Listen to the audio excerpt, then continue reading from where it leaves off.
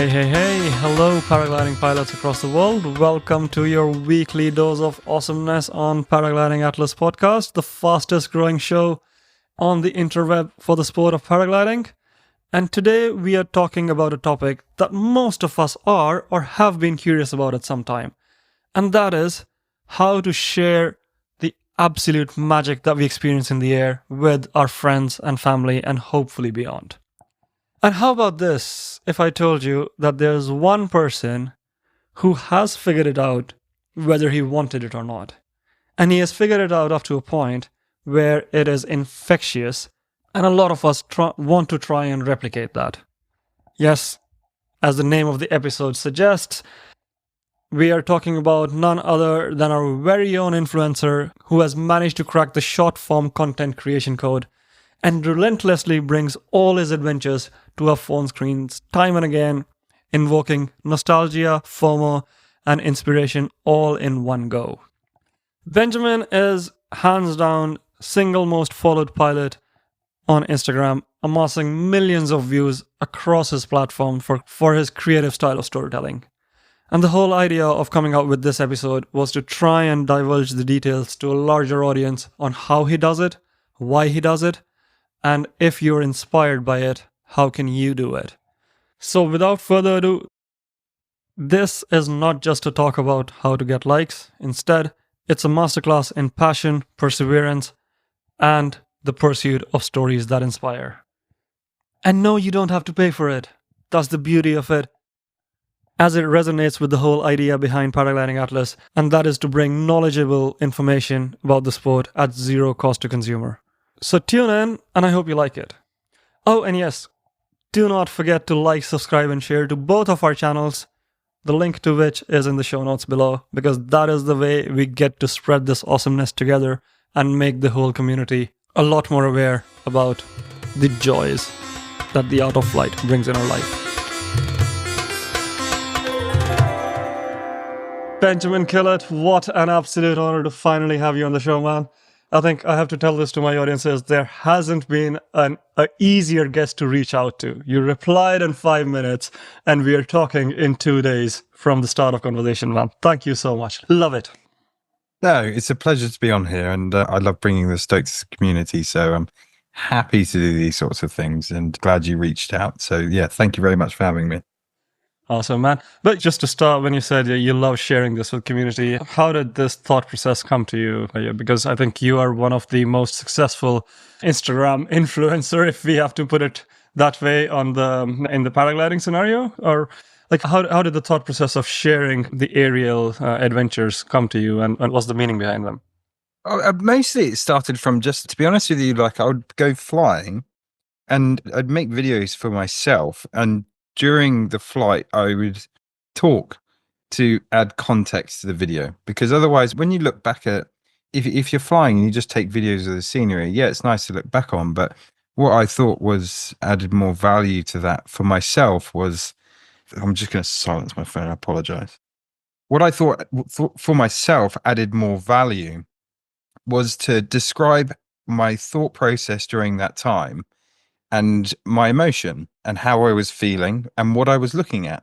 Because I thought, maybe if I look back at this footage and I go, where am I? When was this? What was going on?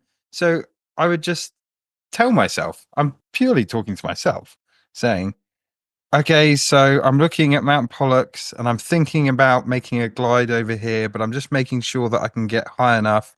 It's November, it's 2015, and it's a really beautiful day, and I'm happy to be here. Stuff like that. And I'd do that, and then I look back at it and I go, oh yeah, go away here. Maybe I'll post that on that clip on Facebook, and I'd do that. And I'd just upload it, and people started liking it. But mostly it's just for myself, like the thought process stuff. And then I could look back at it and I could analyze my decision making. I could look at the flight. Was it a good flight? Was it a bad flight? Where did I mess up? Okay, this decision was wrong. I shouldn't have done that. And then I can look back at my footage and go, this is what I was thinking. That's what was actually going through my head, because your perception of what you are actually thinking changes over time. So I could look back and go, okay, this is actually what I was thinking. And yeah, that was incorrect. I'd made the wrong interpretation of the weather conditions or my expectation of the day. And that's why I made the mistake. So it was a learning curve. It was for my own pleasure and enjoyment. And I just shared it and I keep sharing it. And I think people like that. I think people like to see and the raw point of view, what it's like to be in the moment and in that experience, but also understand what's going through my head. And at the beginning, it was for me. And when I got more experience and I started doing better flights, people started taking things away from that and using it for their own learning experience. And that's my style, more raw. Like it's nice to put up a scenic video of the scenery and some cheesy music every now and again. But more, I prefer sharing the emotion, decision making, and logistical side of it. I would say your voiceovers are infectious enough to try and motivate all of your viewers to recreate their own.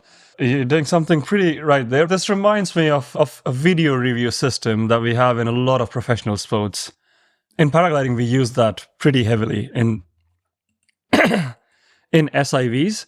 And I always used to wonder that why can't we do the same in cross country and everything? But I think you are taking a step in that direction. And I understand the battery systems and all of the limitations with the cameras are obviously limited. But I often wonder if we can have a dash cam or something like that on our cockpits, which just records the whole flight for safety evaluation or anything. So I think this is one step in that direction in new technologies, I would say. Yeah. But so let's say, would you mind talking about your airtime, like how experienced you are, how long you've been doing this? And yeah, sure. So I started paragliding in 2014. So it's just December 2014. I'm knocking on 10 years flying now. I learned to fly on Coronet Peak in Queenstown. There's a big tandem flying community here. So I saw people flying. I had a decision one day. I wanted to go and do something new. I didn't zero research. I had no idea what paragliding was really. I just wanted to go and give it a go. But the decision I got was, do you go for a tandem flight or do you go to the school? And the school did an introduction day for the same price. And I said, I might as well go do the introduction day. I actually get to fly the glider myself. And I went and did that, flew off the training hill 5 times and loved it. And then they said, if you come back tomorrow, you can fly off the ski field. And I went and flew off the ski field. I was hooked. And then I did a bit more research and I found out that you could do long distance, you could do aerobatics and things like this. Yeah, that's how I got into flying. It's basically just from seeing other people fly myself and deciding that I would give it a go. I've been living in New Zealand for 14 years now. I'm British. Yep. So originally from the south of England. And I now, for the last 3 years, I'm doing 6 months in New Zealand and then I'm spending the other half of the year in the Northern Hemisphere. I work professionally as a tandem pilot. That's my day job. That's 6 months a year in New Zealand. I work 3 months a year in Switzerland and I'm traveling for about 3 months of the year. But yeah, as I do also make videos, which is a bit of a side hustle, but primarily my day job is flying tandems. Yeah. a side hustle made you the most followed person on Instagram. How cool is that? This is like bragging rights for life, man. Yeah, thank you. No, it's cool. It's really exciting that and to be honest with you, it's grown a lot over the last 6 months. I've honed in my style of video that seems to be resonating with people outside of the paragliding community. It is exciting. It's layman enough that people that don't fly understand to some extent what's going on as an exciting for them, but there is enough Easter eggs and knowledge in for the people that do fly to get something out of it. But it's very short. Like I cram a day into a whole vol biv day, but a lot goes on in a day of flying biv. Cram it into a minute and a half and people enjoy it. But it's grown a lot in the last 6 months, which is exciting to see. So basically, once you started sharing your flights and narration and all the voiceovers behind it, how did the community start growing around it? Can you talk us to? Can you take our audiences through early days of how a growth looks like in this perspective? Yeah, I mean, it's just mostly just friends and family really that were watching the videos that I was putting up, and it was quite raw, in the beginning, because as I said, it's just my emotion and my decision making. But what helped with the growth was my skill as a pilot increased. And when I started flying bigger distances and flying, it was a combination. My skill as a videographer and a pilot grew together. I'm not a very skilled videographer. The more unique thing, I think, is that I'm willing to wear and use a camera and do flights that people aren't normally doing. It's the combination of the two. I was flying lines in New Zealand that aren't commonly flown, but the unique part was that I was wearing a camera and I was talking about it. And as I grew as a pilot, the videos got better. I got better at recording videos, and that's how it grew together. But mostly it was friends and family in the local community, mostly people who are very interested in flying, specifically in New Zealand, who've got the beta from the lines that I was flying and learning the hard way. Like I did some mistakes and shared it nonetheless. And it was those two things together, I think, that really made it grow initially in the very early days. Yeah, curious question comes to my mind, and I'm pretty sure this must resonate a lot with our listeners as well. Did ground suck try to pull you down at times when you were putting out your vulnerabilities out to the world? From other people? Yeah. Not so much, to be honest with you. I was quite confident making my own decisions. Always have been. In New Zealand, the community's growing, but it's not a huge flying community. There's not like a big mentorship program really, like in other countries like in France or the UK or Switzerland, where you've got big pools of pilots and you have experienced pilots that you can follow. If you want to do cross-country flight in France, you can just follow other people on a good day. They've got plenty of gliders in the air. You can just go out and do it.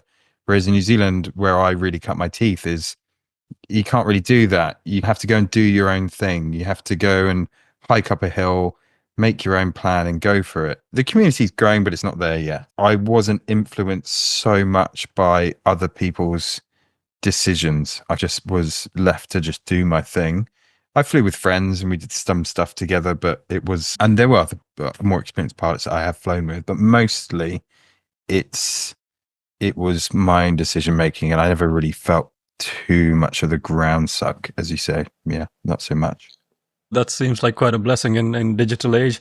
My question stemmed from the curiosity that social media, by its default design, is meant to dish out gratification and validation and everything. And regardless of how much we try, somehow the algorithms do reach us, and the likes and the comments end up affecting us unless we are strong enough to just not press that notification buttons or just check that out. For people out there who are inspired by what you do, and of course, as the landscape is growing with digital and digitization, there will be people trying to replicate.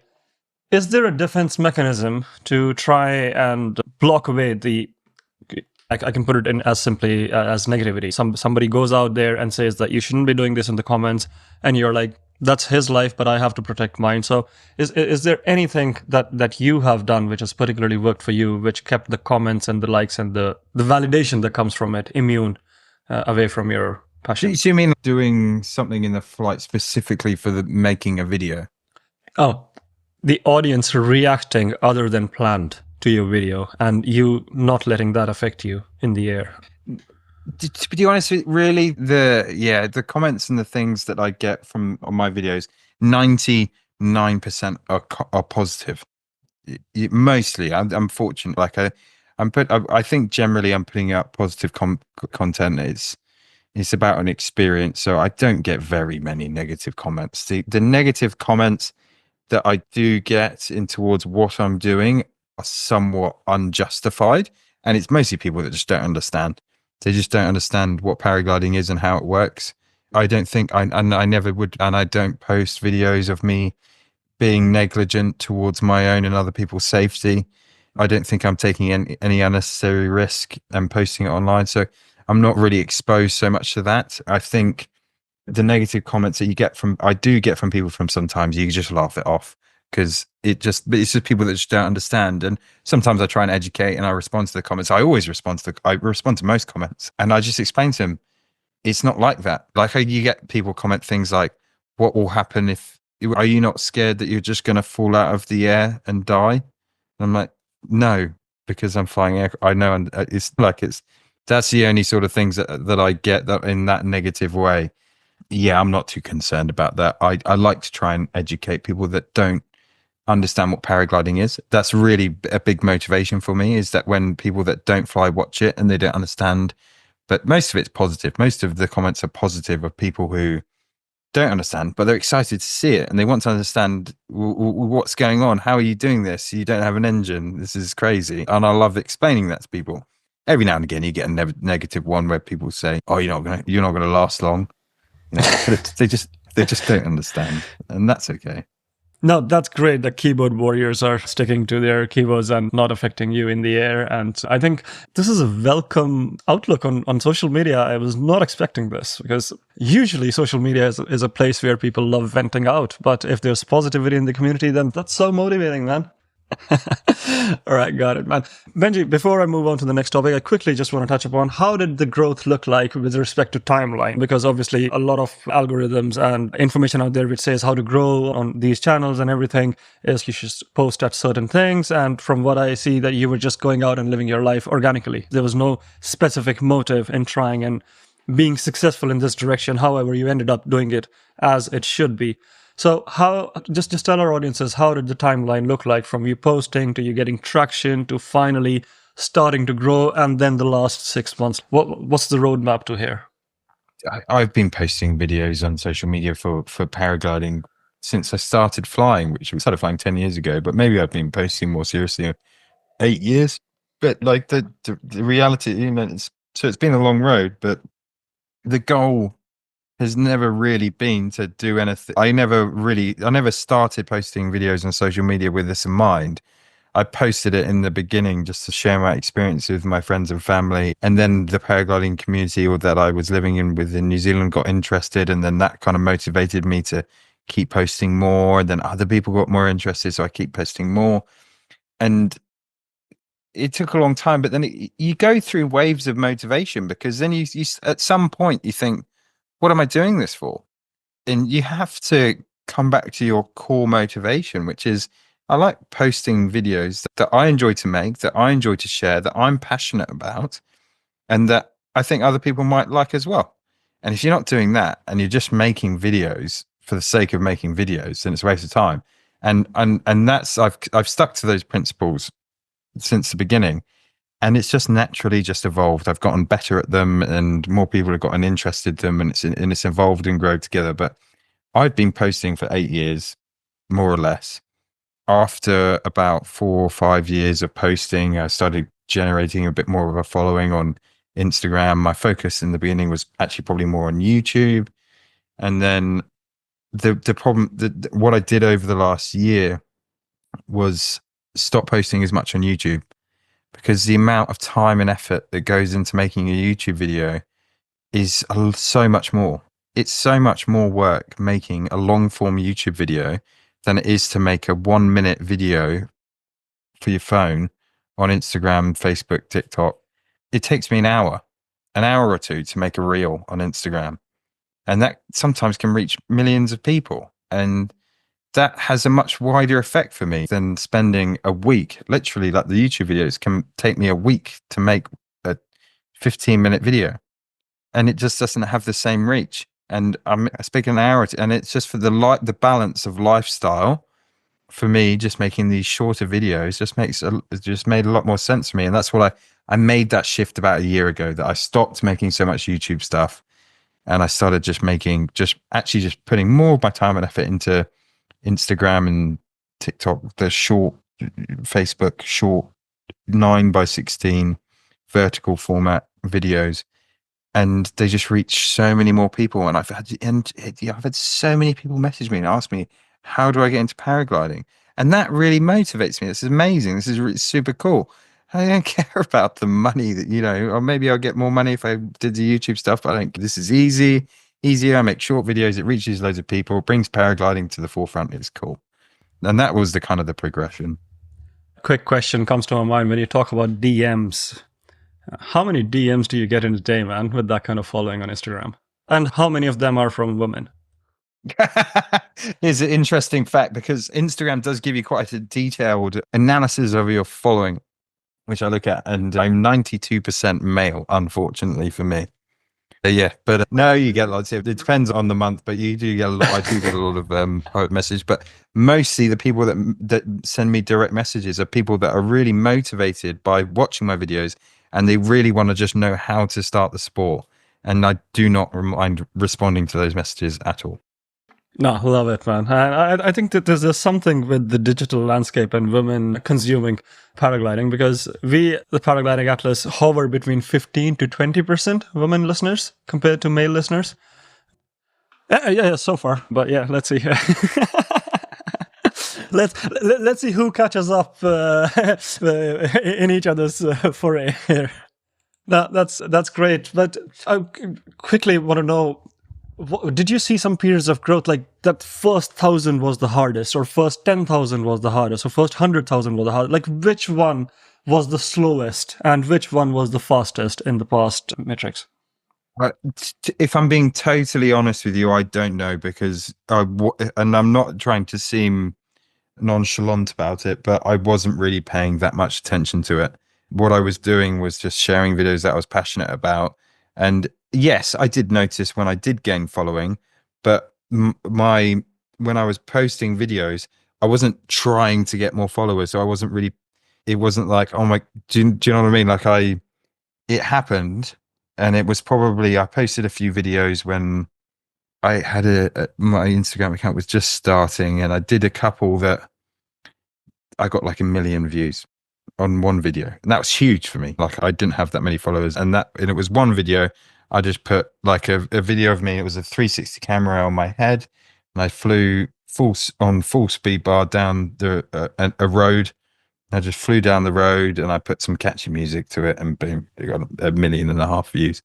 And off that, so this is maybe a piece of advice for people who want to grow a social media account in the same respect, is that when that happened, when I got this boom 1.5 million views, I kept posting. I posted every day. I posted every day for the next 2 months or something. And I rode the wave. And riding the wave of that one that did really well grew my following. And that's really when I started paying attention to how many followers I have, how many people are following me, how many views I'm getting. Because before that, I was just like, I don't care. I'm just posting stuff that I like, think looks cool. And then I had this one that went really well, and then I rode the wave, and then I grew, and then I went, okay, wow, okay, now I've got well, now this seems worth doing. And that was a bit of a game changer for me, just having one video that did well.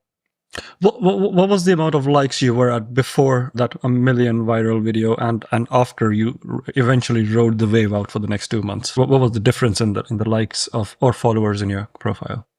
Not sure. I can't remember, to be honest with you. I probably only had like maybe 1,000 or 2,000 followers, and then the one had one big video, but then I spent a long time posting after that. I can't remember. It probably took me to 20,000 followers or something, but it wasn't initially off that one video. That one video just gave me the opportunity. That one video that went really well gave me a podium to stand on to then show all the other stuff that I had to show. And so I got one opportunity, like boom, one video went really well, and then I just posted. I can't remember how many people, what the numbers were, but I did do that. I noticed that happened. I get the vibe. A question comes to mind: that when did the brand start recognizing you? Like, when did it become desirable enough to reach out to Ozone or XC Mag, or there's a list of sponsors on your website where you said that, all right, guys, let's try and come together and create something rather than just me doing this by myself? Like, it's a funny one, really, because to be honest with you, like my experience with brands, what they want is not necessarily how many followers you have. They're not that. It depends which brand, because obviously, like, it does help if you've got 1 million followers. It's going to be better for the brands because you're going to be able to market their product to a wide audience. But in reality, that's not the be all and end all. It helps, but it's not the most important thing. My experience with brands is that if you create good content, if you're a person that matches the image of their brand, and they're somebody that they're happy for you to be a figurehead and market for them and a good image for them, then it doesn't matter so much how many followers you have. What they want is that you make good quality content that displays their product nicely and it's something that's shareable and that they can use. For me, it wasn't like I reached a certain followership that then people started, because the brands that I work with, they're not so concerned about the amount of followers that I have. What they want is they wanted to know that I was a good person that made good decisions, respected the safety of the sport, was respected by my peers. People respected me and would listen to me. And I think that's way more important than just looking at the statistics on social media, because it's actually, when it comes to brand partnerships and things like that, then just looking raw statistics of engaged followers or whatever, it helps, but that's not really what people are looking for. So what really got me in and to make these connections with brands was talking with them, having somebody get my foot in the door and having conversations, and then them speaking to me and understanding and getting to know me and knowing that I'm a person that they would like to work with and that they would be happy for me to represent their brand more than the social media stuff. Just out of curiosity, let's say if there's somebody, I can take my example. I'm starting out and I'm trying to build up a whole ecosystem around this. What would be a good time to go out and explore brand sponsorships for a creator who is trying to make something in their field? It's never a bad time. Like, as long as you can present yourself that you're a stand-up member of the community that people respect, or you make nice, interesting videos. Like, I wouldn't say to somebody, you need to get at least 10,000 followers before you start. I wouldn't say that's the case at all. I don't think there's any benchmark for that. It's more about how you are as a person, how you interact with people, and how much people listen to you, and you're a respectable person and likable person. That's more important. I don't think you should be putting a benchmark on that. But as long as you're, respectable person and people listen to you and you get on well with the brands, and you don't have to be a huge social media person. I think I love it the way you're presenting a beautiful side of social media in paragliding, because usually every other aspect of social media is you need to have so many followers, you need to keep on posting toxically, you need to follow all of that, and you're telling me, no, paragliding is all chill, bro. Even the brands don't care about numbers. Just bring your passion, and that's all that matters in here. Yeah, like having a massive following helps. If you were trying, this is the thing, right? Like, realistically, look, paragliding is pretty niche, okay? So there's not a huge, if you're trying to sell a paragliding product, and we were talking specifically about paragliding here, you don't need a million followers. You can't have a million. If you can't have a million paragliding followers, because there's not a million paraglider followers, so it's no point. So if you've got 10,000 followers, but those 10,000 followers are diehard paraglider pilots, you're way better value than old mate celebrity who's got a million followers and none of them paraglide. So it's not, that's what I mean. It's not all about the numbers, and it's a tight knit community. So as long as you've got respect amongst the community, then I think that's more important than your total following. I quickly want to touch upon TikTok, because I saw you're active on that platform as well. And when I usually research on how social media works, a lot of people say TikTok following isn't as effective as Instagram. Is that true? Do you find more abstract followers on TikTok than other platforms? It's interesting. Like, I'm not super experienced with TikTok, and basically what I do is whatever I post on Instagram, I post it on TikTok. My understanding is that so far is that you have a different audience on TikTok. The people on TikTok, there's probably a little bit of a crossover with Instagram, but it certainly is a different. You get a lot, sometimes younger, but also older. Like, you have a mix of ages on TikTok too, but it's just a different platform, and people expect a different style of video, perhaps longer, perhaps more personalized, detailed, maybe more behind the scenes sort of stuff. Instagram is more like visual, catchy music, stylish, and TikTok's a bit more raw. It's just a different style that people go for. if I was really motivated, I'd make slightly different videos on TikTok than I would Instagram. Takes a lot more time, but yeah, it is a slightly different style of viewing, and I think that's why you do get a different audience. But it's a mix of ages, and it's something if that's worth doing. You know, if you're going to be posting and doing social media, TikTok's huge. It's huge. It has a huge amount of people on it, and it's worth posting there. And another point that's worth mentioning as well is TikTok pays. They pay per view. Wow. Yeah. So you get same on Facebook pays per view as well. Instagram, you don't get paid anything. You don't get any money from Instagram. You can get money from through Instagram you can get paid. People can gift you, or you can do a subscription service. But Facebook pays you per view because they put adverts on the reels, and TikTok does the same. And you can make good money on TikTok.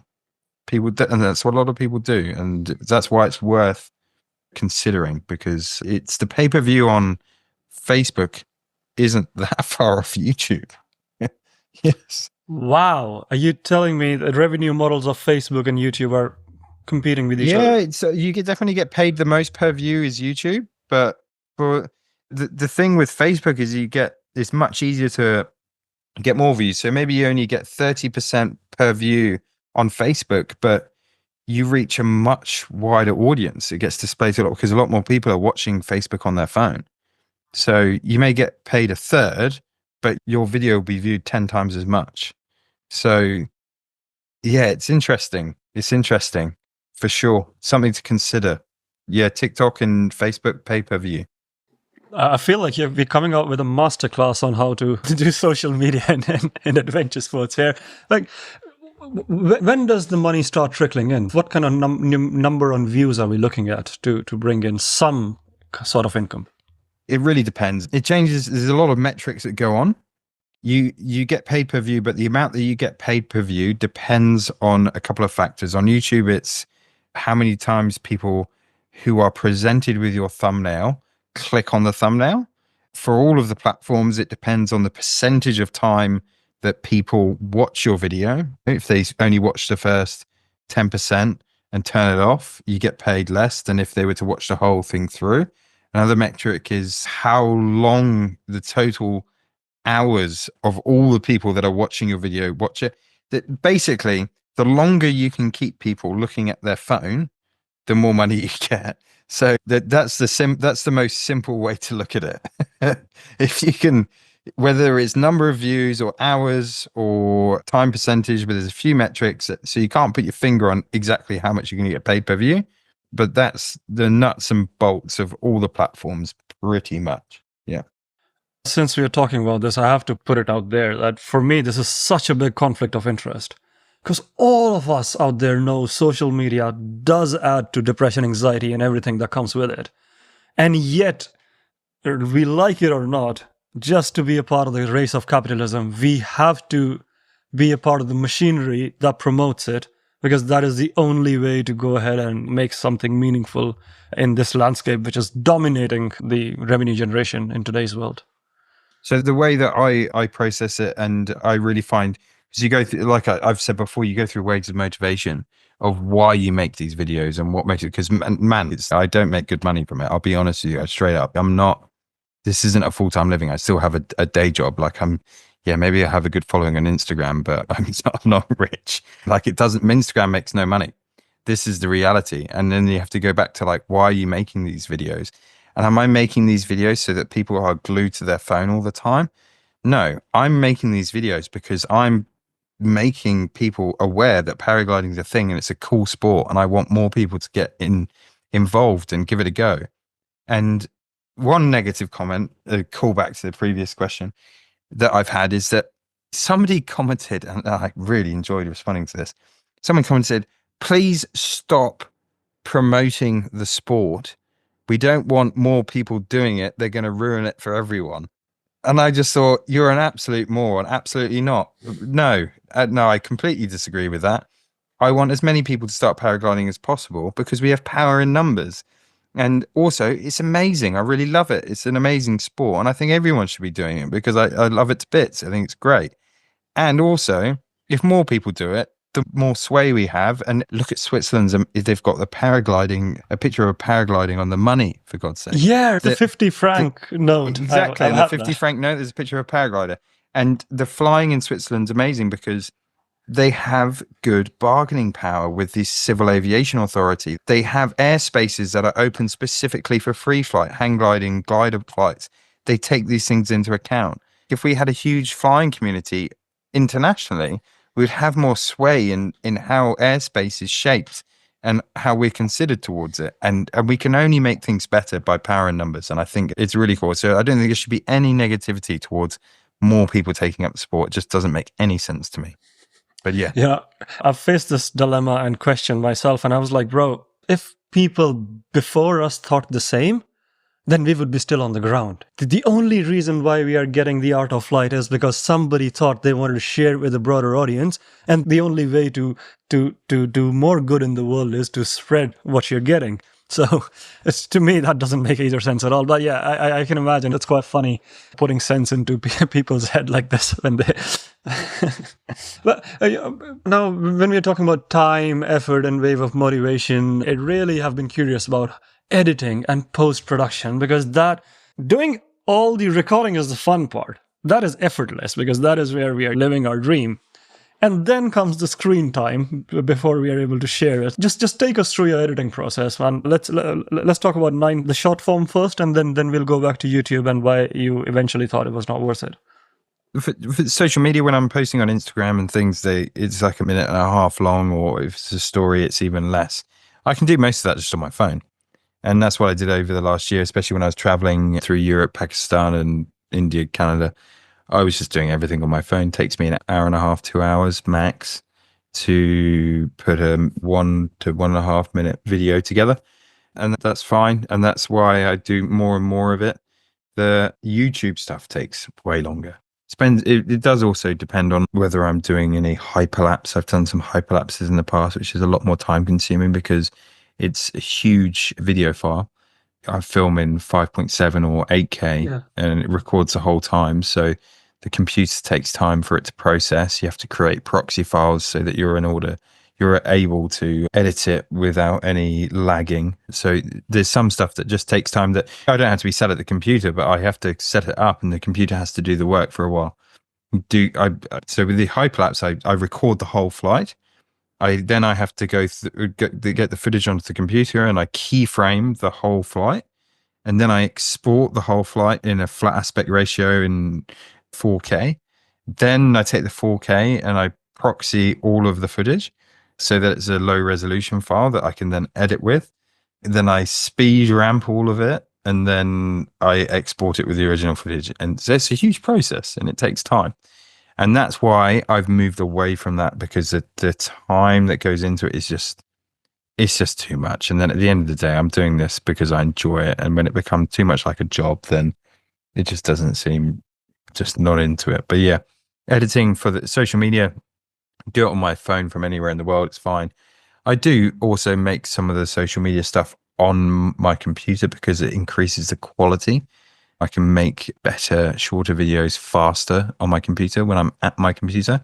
But if I'm traveling, then I don't bring my computer with me. I just leave it at home. But yeah.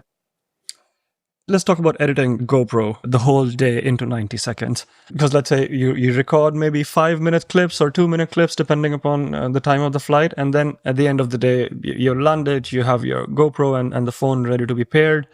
To me, that just looks like so much work to transfer all the GoPro and then, as you said, keyframe them or cut them shorter. So just talk us through the process from 6-hour flight to 90 minutes. What are the steps involved? So luckily, as a tandem pilot, I'm well trained on transferring GoPro footage to phones. I do it for money every day. But yeah, you get these. This is one here. This is USB-C micro SD card reader.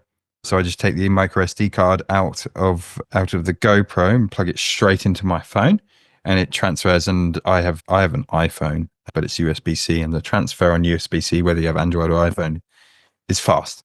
So I can take all the footage off the GoPro, put it directly on my phone within a minute. The other thing I do is that when I'm filming, so with the software that I use on my phone, the app that I use is called CapCut. You've probably heard of it. It's a popular video editing app on your phone. And then on the computer, I use Adobe Premiere Pro. Both softwares transcribe footage, and you can delete pauses. So what I do is I turn the camera. I have a quick capture mode on the GoPro, which is when you press shutter button on the top, turns on, it starts recording. Turns on, starts recording. And when I see something cool, I see something worth looking at, or I'm in a good or an interesting moment or in a scenic moment, I talk. And when I talk, it marks the footage. And this is when I go back to edit later, I drop all of the footage into the timeline and I just delete the pauses because it transcribes the whole sequence. So it just deletes the bits that I'm not talking. And that cuts my footage down by about 80% to just the talking. And then I just take that talking and then I just sift through the words that mean nothing. And then, or it tells the story and and then I just delete bits until I have the right length that I'm looking for. Sometimes I shift some of the video a little bit. So the audio, or maybe I have a really nice audio, but I didn't quite get the right shot. So I shift the video slightly so it matches. But mostly I talk when I see something cool. And that's why I put a few videos out that it's just me going, wow, beautiful. Wow, look at that. And it's because I don't know what to say because I know this is amazing. And I'm just like caught up in the moment. And I'm just like, wow, this is beautiful. Wow, look at that. Because I know that later I'm just going to cut to that point because I just have to say something because I know, wow, this is amazing. I need to look at this later because this is spectacular. And that's why I got a bunch of videos. It's just me saying, wow. I kid you not, Benjamin. Those compilations of wows and look at that is so infectious to look at. It puts a smile on the viewer's face. And believe me, your wow is going to get famous. So you might think of trademarking the way of saying wow. And look at that in paragliding. No, that's good to hear because I used to always wonder, I was like, how does he not run out of breath? Like his voice is so consistent throughout the 90 seconds. And now it's like, all right, it's the cutting. Editing magic. I love it, man. Thanks for being so honest and transparent with your secrets behind the camera. So I'm pretty sure a lot of people out there are getting motivation from this and will be following your footsteps. But Benjamin, let's talk about the gear. How did you progress? Because this is one of the biggest things that comes to a creator's mind. All of us want to have the fanciest gear because supposedly that looks the best, but resources are limited for everyone. And so how did you prioritize? How was your journey with gear and investing money in that sense? With camera equipment? Yeah, camera, audio, or on investing in any softwares or anything like that. I just always use GoPro, really. GoPro for filming on my head. And I'm a sucker. Like most people, I'm an absolute sucker for new gear. I like to have the latest one or at least try it. And for me, it makes sense because I use it for work, especially for flying tandem. It's good to have the latest camera. The clients are paying good money for the photo. So I like to have the latest camera. But they also come with good new features. But I've always done GoPro. I use 3.5 millimeter GoPro of branded microphone adapter and a Rode Lav 2 wide microphone, and then it's been compatible for the last 5 GoPros. So I've used the same one, and I use it at 360 camera, Insta 360. I never used the GoPro Max. I always just used Insta 360. I'm using it less and less at the moment just because it's a lot more admin. But yeah, the gear's not super complicated. That getting good audio came from a wired microphone that plugs directly into the GoPro. I do have these new microphones that I use more now just for stuff that I'm doing on the ground. But as I'm sure you're aware, when you're out on a Volbiv trip and flying, weight is important. I've got to carry that bag up a hill. So I'm not walking around with boom mics, like a wired lav mic and a GoPro it does the job. It's not too heavy, and the GoPros take amazing footage. They film 5.3K, and the color correction that it does on it in itself and the stabilization takes amazing footage. Like it is really, I can't knock it. There are other cameras out there that I haven't tried. DJI makes 60. I've got an action camera as well. I had a play around with the DJI one in the shop, and I wasn't blown away by it. but the GoPros are good. One caveat I'd say is that you don't always need the latest and greatest with the GoPro, because they do bring them out every year for the sake of bringing them out. Like the difference in video quality between the 12 and the 13 is negligible. Like I've owned both, and I can't say that the difference is worth the upgrade. The main upgrade worthy thing on the 13 versus the 12 is it's got they've now have a magnet latch mount, so you don't have to do the thumb screw whenever you want to change where the GoPro is. You previously would have to unscrew it every time. Now you don't. It's just magnets. It's way better. So that's the best thing. But the quality of the image is more or less is exactly the same. In fact, the 13 is maybe slightly worse, just because you've got less options. Yeah, with the gear, it's not super complicated. And with the phones take amazing footage. The modern phones now, if you have a new iPhone, new Android, they all film 4K. They have stabilization. Like I don't ever take any proper real cameras with me. I never have. So like the iPhone, new iPhones, new phones, and a GoPro is what I've been running, and it works fine. Magnet mount that you said, of course, I saw that when they came out with all the marketing and everything. Can our sport really make use of it when the collapses and all the violence, all the shit hits the fan? Do you think it'll still stick on? Absolutely. Yeah. No, that thing's not coming off. Yeah. It's solid. I use it every day. That thing is not coming off. If you put that magnet latch mount on your helmet and tried ripping it off, you'd rip the adhesive off before that latch goes. It's not going anywhere. And that adhesive's on there. I've never lost a GoPro. Like, I've full confidence in that latch mount. It's solid. I use it at work, and I've got everything leashed. But yeah, it's that because it says magnet, but don't be fooled because it's latched. So you have to, in order to disconnect it, you have to push buttons in, like you put it on and then it's catches. So it's not just held on by a magnet. There's a mechanism. Yeah, it's not coming off. It's a clip on basically. And then yes, exactly. But it's super easy to take it on and off. And for me, it's perfect because when I'm walking up the hill and I maybe have a clamp mount and I have the GoPro on the clamp mount, and then I need to swap from the clamp mount to my helmet, and it's boom on.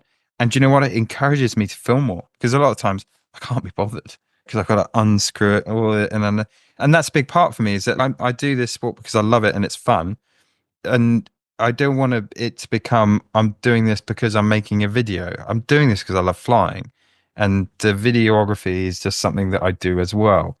And this is actually maybe a point that's worth touching on, because I've flown before with cameras and 360 cameras hanging off the side of me and creating hyperlapses and stuff like that, create really nice images and videos. And I've got, this camera on and another camera here, and yeah, it makes nice videos, but in reality, it just takes too much away from the experience, and you have to find a balance. And that's why I've actually taken a step back in the amount of videos that I'm recording and the amount of cameras that I've got hanging off me, because this camera I have to plug a 20,000 milliamp battery into and a 1 terabyte micro SD card in order to film the whole flight. And it's awkward on the takeoff. Maybe you got a different challenging launch, and you've got your brake line wrapped around it. Like, it adds risk in it, and it's hanging outside the whole time, and it spoils your view. And I've been down that path, and yes, it does make cool videos, but in reality, for me, I found that I had to take a step back. I'm putting too much in the effort of trying to capture videos, and it's taking away the enjoyment and the real passion of why I'm doing it. And you've got to have a balance. And for me, that meant taking a step back from that. And now I just do more stuff just on the helmet. Super easy, man. Like, I forget the camera's on there. Camera's on my head. Turn it on, start recording, and turn it off. Boom, just me flying again. And when you've got other stuff hanging off, it's just too much. And I get a lot of people messaging me, asking me, how do you attach a 360 camera and make these hyperlapses? And I'm like, okay, I'll tell you. I'm happy to tell you. But please let me add the caveat that I don't recommend it. And I'm not just saying that because I don't want you to make the same videos as me. I don't care. It's just, it's risk. There's risk involved. Your takeoff's not going to be as safe. And it's a big faff. Like, it's just be aware before you spend €1,000 buying a camera and all the crap. Like, it's not the nicest thing to fly with. It's just as for the listeners, like, I'm happy to tell people how to do it, but it's not all on social media. Nah, I agree. And next time somebody asks you how to make magic happen, you can send them the link to this podcast, because that is the whole idea of doing this. Yeah. Yeah, and I'm so glad you mentioned the risks that come with all of this. But let's say managing risks of having camera equipment versus enjoying the rewards of flight. How you eventually found a fine balance, but for anybody, especially the new beginners out there, especially the ones who are experiencing the art of flight for the first time in their lives, they're super excited to share. I was no different.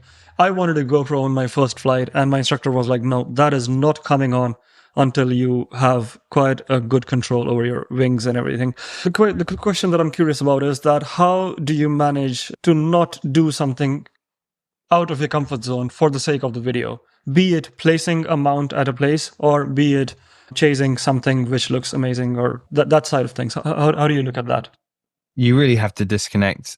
You have to forget that you have the camera on, really. The dangerous part is you get into, and it's never really been an issue for me, but I can see how it could be an issue for some people, is that they're making decisions based on the fact that they have a camera on and they want to do something cool because they've got a camera on, and you have to completely disconnect that. The other thing I'd say is that if you're learning and if you're in school or just fresh out of school, don't wear a camera. It's no point. Yeah, maybe you want to capture the moment and get someone on the ground to film you, because you're not going far. You're a beginner. Just in reality, you need to focus. The biggest risk and the highest incidents are people when they're right at the beginning and they're fresh. And you need to be focusing on flying and doing your thing. You don't need to be making videos. Like I said, you're not going far. Get someone to film your takeoff from the ground. Get someone to film your landing. You don't need to be wearing a camera or holding a selfie stick or anything like that. Like, you shouldn't even be thinking about holding a selfie stick until you've got a few hundred hours under your belt, because you got to fly with one hand, and it's just a lot going on. Helmet cams, I think, are pretty good. If you stick a camera on your helmet, I don't think the risk is that huge. You can turn it on, start recording. It's pretty simple. Maybe you have some risk on the takeoff of your. It's never been an issue for me. I've literally on takeoff never got my helmet camera stuck in the lines or anything like that. So I don't think that's a justified risk. Maybe if you're flying aerobatics and you're falling through the lines, it could be an issue. Yeah, I've gotten the camera stuck in the lines after landing, but not on takeoff. But yeah, in the beginning, just focus on flying, focus on the enjoyment, and don't let it distract you. Don't let videography and filming during flight distract you from what you're doing, because it's amazing. It's really good fun, and really it's about the flying, not about the video. Makes sense. I do have a little bit of a different thought about GoPro on the helmet, though, because first of all, I just hate that they're so heavy and they just add on a little bit extra weight, which you will get used to eventually. I know that subconsciously. I don't even know. This is the funny thing, is that I don't know. This is because I'm completely guilty of this, because I've always had a GoPro in my head. I have no idea. Interesting. Yeah. Yeah. And the second one could be a hypothetical situation, but you always consider all the scenarios. And what scares me the most is, God forbid, if it goes in your lines and the glider reopens, it's gonna snap so hard on your helmet that it could actually impact some kind of neck structure or something in spine. That if the glider closes, I think the adhesive will break or the line would break before you'd actually do damage to yourself. To be honest with you, I wouldn't personally be that worried about it. The problem is that it would maybe affect, if you really got stuck in the lines, it could affect the way that the glider flies. But you can always dump the chin strap. But I just never, for me, I've probably flown with a helmet cam on for definitely over 1,000 hours, maybe 1,500 hours that I've actively been doing it. I have never got my head stuck in the lines. So I can't say, for that, there are risks of making videos in flight. I think the biggest one is taking your hands off the controls, maybe, is probably the biggest risk, to try and mess around with the camera. But actually, the risk of getting your head stuck in the lines of the camera on, I I don't think that's the biggest risk. I think the biggest risk is the distraction. You're being distracted from the flight and your decision making, and you're not thinking straight because you've got a camera on your head and you're thinking about the camera. Think about the flight. That's the biggest risk. I love your unfiltered honesty, man. I wish every single guest on this podcast was that. But yeah, usually our community is full of people like this. And thank you for your point of view. Quickly, before we wrap up, Benjamin, I have this tradition of asking my guests to share one memorable or one experience from their airtime which has stuck with them and which they would like to bring out to the audiences. So does anything ring a bell which you would like to talk about right now? Do you know what? It's difficult because there's so many really good flights that I've done over the time. But what's the best one? It could be otherwise as well, like something that just sticks with you, that you revisit often, and that the audiences would love to take away from this 1 hour of a talk. I don't know what's the most sensible, because what's the most sensible one for me to bring up? There's one flight. This was probably one of the most exciting moments. This is actually with the caveat. It was a stupid decision. I shouldn't have done this. It wasn't sensible. But nonetheless, it was one of my most memorable flights and one of the most exciting moments that I've had during flight, but also an unnecessary risk that I shouldn't have taken. And that's the caveat that I'm attaching to it. But it was a flight this summer, and I was in Switzerland, and I had a really beautiful flight. We took off from the Nice and we flew towards Martigny, and we went around the corner, flew into Valais. And I'm living in the Lauterbrunnen Valley, and you have to pass the Breithorn. So you're flying along Valais, and if you want to get back from Valais to where I was living, and we had a party that night in Gimmelwald, you had to pass over this ridge to get back. The cloud base is 200 meters lower than the ridge. And I'm like, bugger, how am I going to do this? I don't know how I'm going to do this. And it's like a 4-hour train ride back, which in the scheme of things, having lived and flown in New Zealand for a long time, is not a big deal. 4-hour train ride, perfect. I can sit on the train and have a beer. It's all good. But I'm trying desperately to get back. And there was a glacier. There's a glacier. I can't remember the name of the glacier, but it's a really long, flat glacier. It's 1 or 2 kilometers long. And it's slightly sloping up in the direction that I'm going. And I can't see over it. I'm just high enough that I think I can make the glide over, but it's just completely in the light. It's really hard to judge your distance from a completely snow-covered glacier because there's no contour. It's just completely white. You don't know how high you are over it. Yeah. And it's like, I think I'm high enough. Oh, I don't know. I'm not sure. I'm going to make the glide. And I started making the glide, and I'm getting halfway across it, and I'm like, I don't know if this is going to work. And I've got a 5 to 10 km/h tailwind, but it's slightly sloping up. So if I don't make it, there's no turning around and going back. And I'm trying to judge my height over the glacier. And the only way that I can do that is by looking at my shadow. So I'm looking at my shadow. I'm like, oh, the shadow's getting too big. Turn away. Oh, the shadow's getting too small. Turn in. And I just did this. And I must have cleared that glacier with 5 meters. And that feeling of elation that I don't know. If I'd not made it over, it would have been an absolute shit show. I don't know. It would have been a difficult situation to get out of. But anyway, as soon as I made it over the glacier, I had home on glide. Boom, done. I'm home. I'm at the pub. Done. I'm going to go see my mates. We're going to the party. It's cool. And just that feeling. And I'd scratched before for an hour to get that extra 100 meters so that I could clear it. I really worked hard to get that extra 100 meters, and then boom, I nipped through with 5 meters to spare, and I got home. And it wasn't the longest flight they ever done, but that one moment, I was just super exciting and happy to not land on the glacier and make it home to the pub. Did you have a good night out though? No, it was good. It was good. Do you know what? The adrenaline was going through me for a while. But no, it was probably not the most sensible thing that I did, but one of the most memorable. Yeah, I was asking, did you have a good night out eventually once you went out on the town? Yeah, it was good. But I was pretty excited. Yeah, it was good fun. It was good. We had a good catch up with mates and all the guys that I work with. So it was nice. I was happy to make it and not have to miss it and be on the train.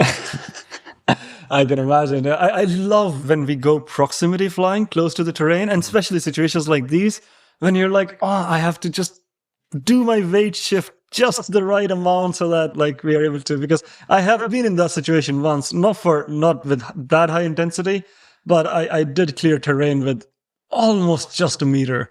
And I was flying the high B, so the glide wasn't even that exceptional. So it was, but it does make it all the more worth it once you are successful. But if you're not, the consequences are quite something to remember. But Benjamin, I think we have covered up everything that could possibly come to my mind for this curiosity. Is there anything that you might think from your end that the audiences should know about you? No, I think we've covered everything. Yeah, no, I think it's good. And yeah, just get out there and go and fly. And try not to look at your phone too much and go and live it for yourself. That's what I'd say. No, love it, man. But on that note, Benjamin, how does the future look like? What are we looking to consume, and how much awesomeness are you bringing to your screen in days to come? So I'm just like, I love my job. I fly tandem. I do love it. I could see myself doing this for a while, but if I can move the percentage of tandem flying and some solo flying where I make some videos and I can maybe do half and half, that'd be good. At the moment, most of my income just comes from flying tandem. So if I can find a way to monetize the content that I make to make it worthwhile, I can spend a bit more time doing that. I recently just launched Instagram subscriptions. So people that follow me on Instagram can subscribe to get premium content, and I'm going to give that a go for a couple months at least, and just as long as it keeps growing or I get to the right amount of people that I can keep providing content, then I'll keep going with that. But it's people want to see that bonus stuff, then it means I can facilitate taking time out of my normal working day to go and make those videos, which I'm super passionate to go and do. Unfortunately, I still need to eat. So I need to either fly tandem or do this. I'd like to find a balance. If I can shift the percentage more towards some solo flying and making videos, then that'd be awesome. But at the moment, I'm happy traveling, making videos in my spare time, and being in Europe and being in New Zealand and a bit in between. I'm very happy doing that. I'm fortunate. I live a very nice life. It's good. Wow. I'm so glad you recognize it that way, because after speaking to you for almost an hour, it's very understandable for me to see that you're in a happy place right now. And that is where anyone thrives and grows. So keep rocking, man. You are doing it just the way it is supposed to be. Thank you. No, I appreciate it. I think I just have to bring this out because you mentioned that the subscription video, the thing that you have, because I was scrolling through your profile, and just for the sake of our audiences, if you go to Benjamin Kellet's Instagram, which will be in the show notes and the description, go to the pinned post next to that subscription, which has almost 500,000. And I'm not telling you because the content is same for us paraglider pilot, but god damn it, the comments that non-flyers have put under that video are freaking hilarious to look at, man. I respond to them. This is the funny thing, man. Some of the stuff you get put on there, I'm like, I have to have a little bit of self-control sometimes with how I respond to it, because it is funny. Yeah, we just don't know what paragliding is. They just have no idea. That's hilarious. But I think with great power comes great responsibility. I try and behave myself. No, awesome, Benjamin. Benjamin, I think on that note, one of the most amazing episodes that I've had on the show so far. So from the bottom of my heart, thank you so much for coming on board and sharing your wisdom, man. And cannot wait to share the sky with you one day, I'd say. Absolutely. I'm looking forward to it. Yeah, sky and the screen. I think that's where the magic will happen. Perfect. Yeah. Thanks, mate.